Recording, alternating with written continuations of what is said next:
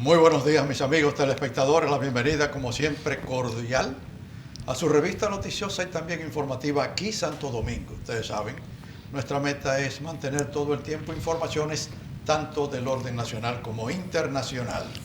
Entonces los martes nos especializamos, especializa este programa en tener por aquí la presencia de José Gómez Cerda con un tema de interés para todos ustedes, para todos nosotros. En el día de hoy ya me avanzó José que vamos a tratar el tema de periodistas y escritores. José, buenos días. Buen día, Estuardo. Pues sí, los periodistas son personas que hablan de todo, escriben de todo, pero nadie habla ni escribe sobre ello. Porque siempre y cuando no haya una polémica. A menos que no haya una polémica. Sí. Pero son tanto los periodistas como los escritores, somos personas que vivimos de escribir, de expresar públicamente nuestros pensamientos. Los periodistas están limitados para escribir de cosas que están sucediendo ahora, quiere decir dar noticias, porque la noticia es la base fundamental del periodismo. Por ejemplo, yo soy periodista, yo me formé como reportero, pero yo no trabajo como reportero. Esa es la primera etapa del periodista. Bueno, es la primera y la coger la pela. Conoce porque te enseñan las cosas de lo que debes tratar. O sea, el qué, cuándo, cómo, por qué, dónde. Perfecto. Tú tienes que ponerlo en una noticia. Pero eso te sirve para otras cosas. Pero los periodistas son para escribir cosas cortas, normalmente. No trabajos extensos. Los trabajos extensos de un ensayo, un cuento, una novela, es para el escritor. Ahora, el que es periodista, que conoce el oficio de periodismo, ya tiene, digamos, un 80% para ser escritor. Ajá. Y los grandes escritores han sido periodistas. Aunque no tenga las dotes de escritor, porque porque eso influye. El periodista te enseña a escribir. Okay. O sea, García Márquez, Isabel Allende, sí, Vargas Llosa, comenzaron como periodistas. Claro. Pero al dominar el manejo de cómo expresarse para un público, que es la tarea del periodista. Hay personas que pueden escribir cosas, cartas, epístolas, internas entre la familia o entre amigos, pero eso no es para publicar. Perdona que te interrumpa, pero quiero decirle a los amigos telespectadores que José Gómez Cerda precisamente es una persona que he visto, te lo estoy diciendo públicamente, pero he visto en lo que tú has escrito, que exhorta precisamente a esas generaciones de periodistas a que se enfoquen precisamente en escribir. Claro. Y tú le das las pautas, que es lo más importante. No es un asunto lo estás diciendo de teoría, sino que le das las pautas adecuadas para que ellos se enfoquen por esa... O sea, la base del periodista es la verdad. Perfecto. O sea, buscar la verdad, decir la verdad.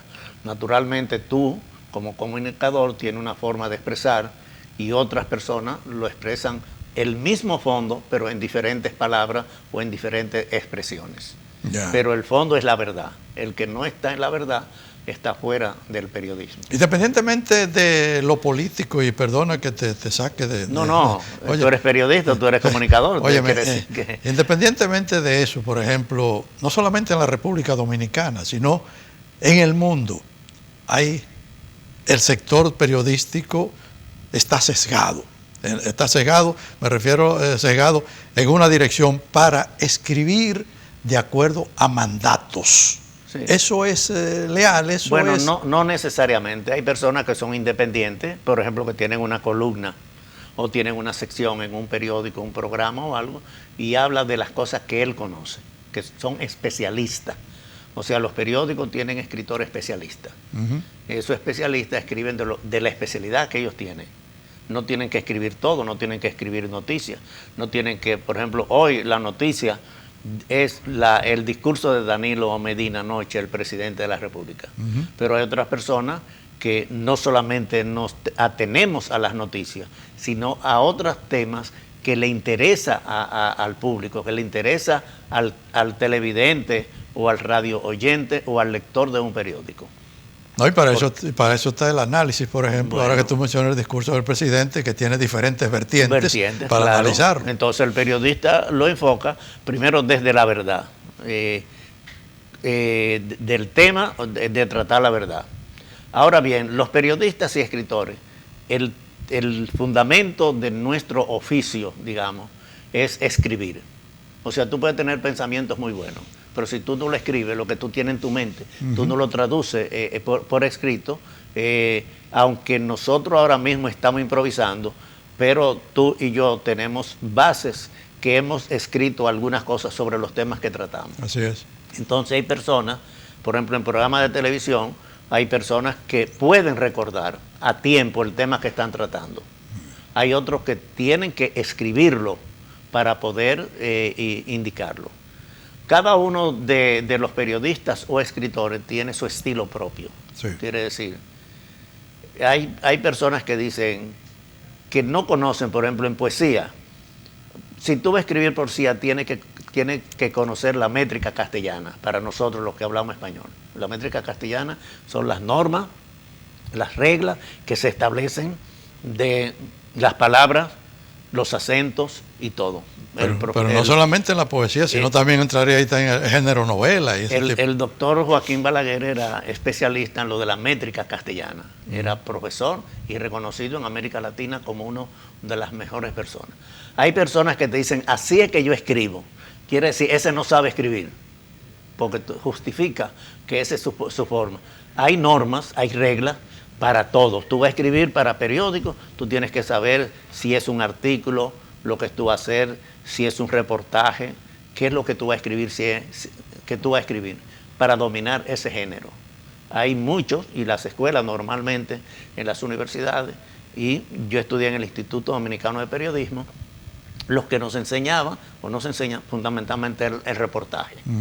Ahora bien, los tiempos modernos, ahora, las cosas digitales, esto pasa a un segundo plano, porque hay otros medios en los cuales muchos periodistas ahora, además de periodistas, tienen que ser fotógrafos. Sí, y el celular tiene su cámara. Ya no es con la cámara al hombro, sino con el celular en el bolsillo. O sea, antes, por ejemplo, un programa de noticias tenía que tener reporteros en distintas partes. Bueno, ahora hay reporteros gratis que te mandan noticias, que te dan informaciones que ellos mismos la hacen. Naturalmente no tiene las normas de un buen reportaje o de un buen artículo. Remontándonos precisamente a esa época de los años 70, cuando el reportero, la noticia desde el lugar del hecho, en la calle, sí, reportando por teléfono.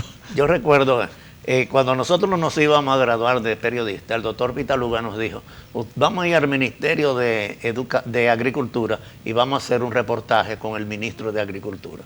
Y él fue, y él había sido camarógrafo en Puerto Rico inclusive, y cuando llegamos, pues, uno de los estudiantes, Carlos Márquez, se acercó al lado del doctor Pitaluga y le dio un empujón para él captar la noticia. Bueno, cuando fuimos al otro día, todo el mundo pensó que el doctor Pitaluga lo iba a quemar, como decimos.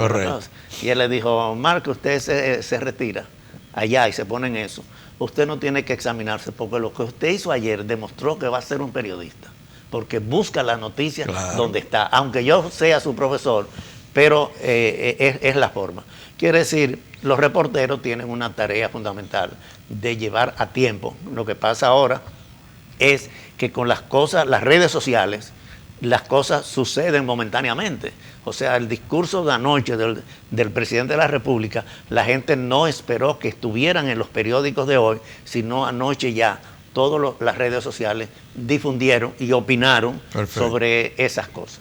Los escritores más complicados, porque el trabajo del escritor es diferente al periodista. El periodista es para las cosas de hoy, pero el escritor es para cosas que considera que debe ser para ahora y para el futuro. Quiere decir, un periodista primero tiene que tener un sitio adecuado para escribir, un sitio donde vaya a escribir. Tiene que tener constancia y perseverancia en escribir todos los días, si es posible. Y además de eso, no importa el tema, no importa el tema. No importa. Y trabajar en solitario. Quiere decir, no hay ayudas de otras personas. No hay un camarógrafo o un fotógrafo que está a su lado, sino lo que él escribe.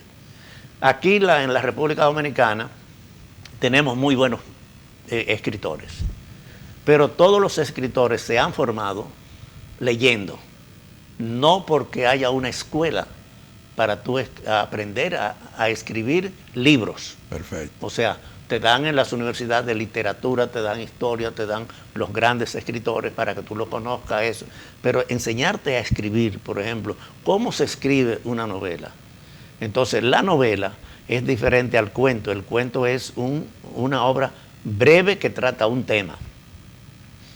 Pero en la novela son personajes. Entonces lo importante no es el tema, sino los personajes que tú vas creyendo. Por eso hay personajes que sobrepasan al escritor. Sí. Porque tú tienes que describir todo eso. Un amigo mío, hace poco pusimos unos libros en circulación y él puso una novela en la cual comienza diciendo: una persona cualquiera, en un pueblo cualquiera, en un lugar cualquiera. Entonces eso es lo contrario a una novela. La novela tiene que describir cada uno de los personajes. Si es un viejo, en su categoría, si es un niño, y los lugares si es un también. Joven, y en qué lugar.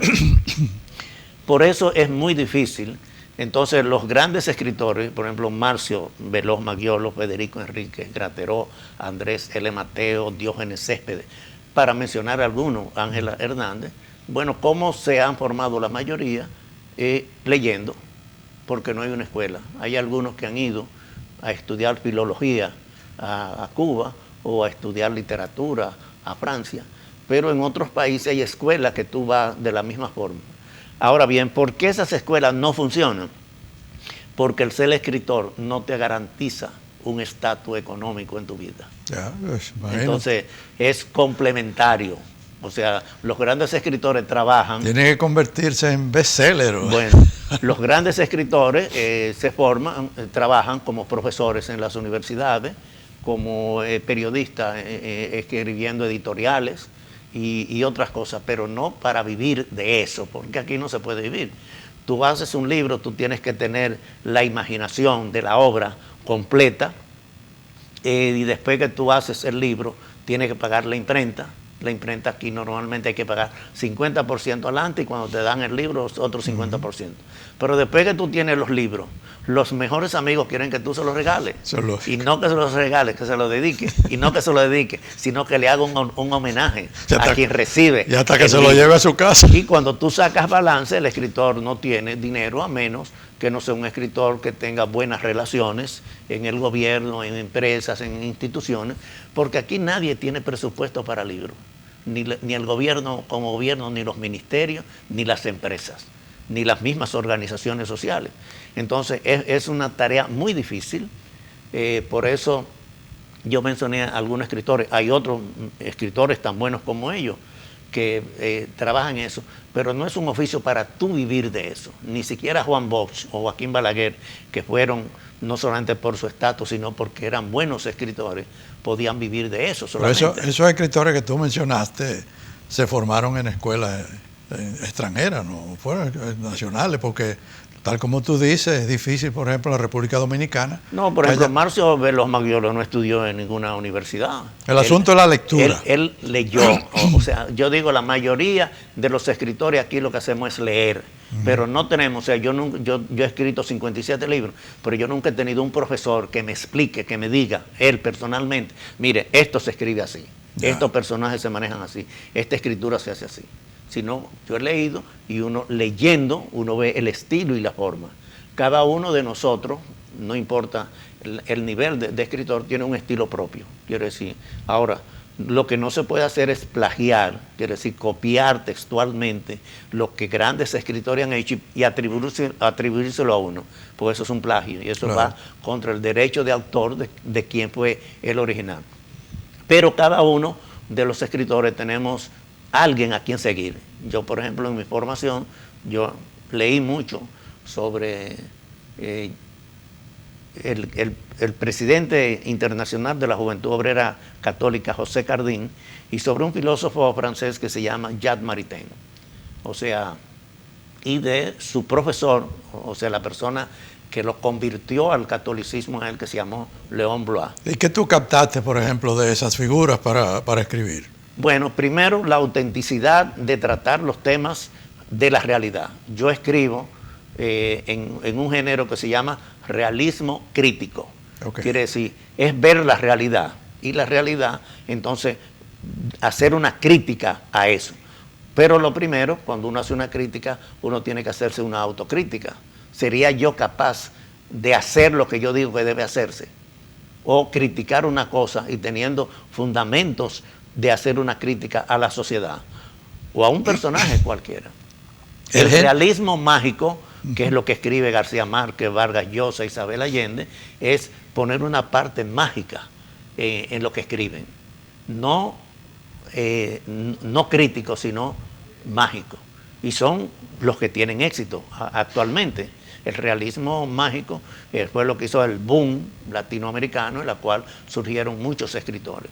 Pero el realismo crítico es para ver desde un punto de crítica la realidad, de confrontar la realidad. No cosas imaginarias ni mágicas, sino la realidad. Por ejemplo, tengo una novela que se llama Mirar siempre adelante. Es para los jóvenes, pero es explicando cómo está la realidad dominicana, en la política, en la economía, en lo social, en lo religioso. Y después de ver la realidad, entonces hacer una crítica a cada una de esas cosas. El género novela, José, ¿es el género más cómodo para el escritor? Es el más difícil. ¿El más difícil? El más difícil porque tú tienes, o sea, tú haces un ensayo, por ejemplo, y el ensayo tú puedes escribir lo que tú quieras desde el punto de vista que tú quieras. Puede ser histórico, económico, político, social, lo que sea. Entonces, bueno, eso depende de tus conocimientos. Pero en la novela tú tienes que trabajar con personajes y crear cada uno, si son 16 personajes, actuar o escribir cómo debieran hacerlo en sus diferentes, si es un hombre rico, si es un pobre, si es un negro, si es un blanco, si es un extranjero, si es un emigrante. Todo tú tienes que tener eso. Y eso es lo más difícil. La novela. Hay gente que llaman novela cualquier cosa, pero si no está basado en describir y dar a conocer los personajes, no es una novela. ¿Y el cuento, por ejemplo? El cuento, por ejemplo, nosotros tenemos la suerte de que Juan Bosch fue un profesor de cuentos. Él tiene un libro que se llama El arte de escribir cuentos. Y él describe, tiene que ser algo breve, no es una novela. Quiere decir, un cuento puede tener 8 páginas, 10 páginas.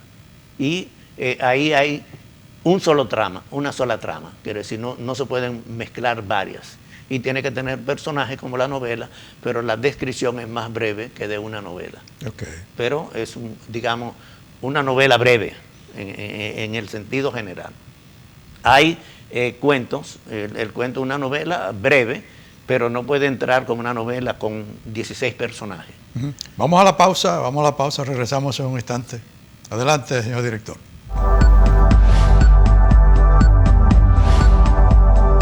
Mi amor, de La Famosa, todo. Y me encanta su maíz. Su leche de coco. Su maíz. Su leche de coco. Su maíz. Su leche de coco. Su Leche maíz. de coco. Maíz con coco. ¡Claro! Llegó lo nuevo de La Famosa, maíz con coco. Para tus arroces y moros, tus guisos de carnes y pescados, tus postres, flanes, batidas, maíz con coco. De La Famosa, claro. La Famosa, lo más natural. El Banco Central mantiene la estabilidad de precios. Es su misión principal, establecida en la Constitución de la República Dominicana y la Ley Monetaria y Financiera número 183-02. Los precios estables protegen el valor del dinero de las personas y las empresas, dan certidumbre al mercado y facilitan el comercio.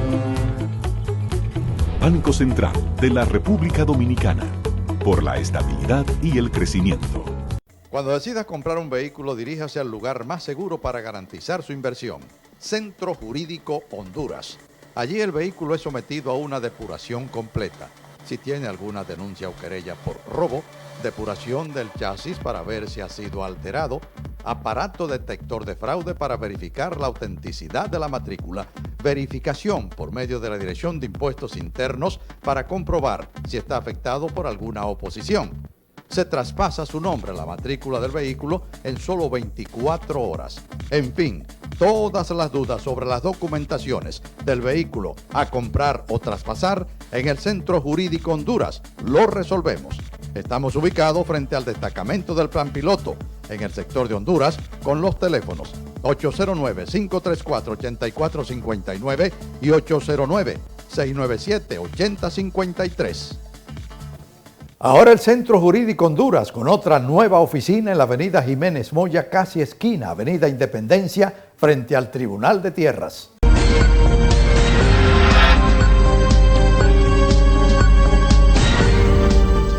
Bueno, antes de continuar, el dato histórico correspondiente al día de hoy. Hablamos aquí de esta figura cuyo nacimiento se produce en París, Francia, el 10 de mayo del año 1922. Muere aquí en Santo Domingo asesinado el 18 de noviembre del año 1961. Con apenas 39 años fue asesinado. Graduado de ingeniero en la Universidad de Santo Domingo, hizo un posgrado en Bélgica, sobre todo antitrujillista. Se enroló en la conjura del 30 de mayo del año 1961 para eliminar al tirano Trujillo Molina, y de ahí en adelante ustedes, amigos telespectadores, saben ya la historia. Por eso en el día de hoy recordamos la figura de Roberto Pastoriza. Ese es nuestro personaje.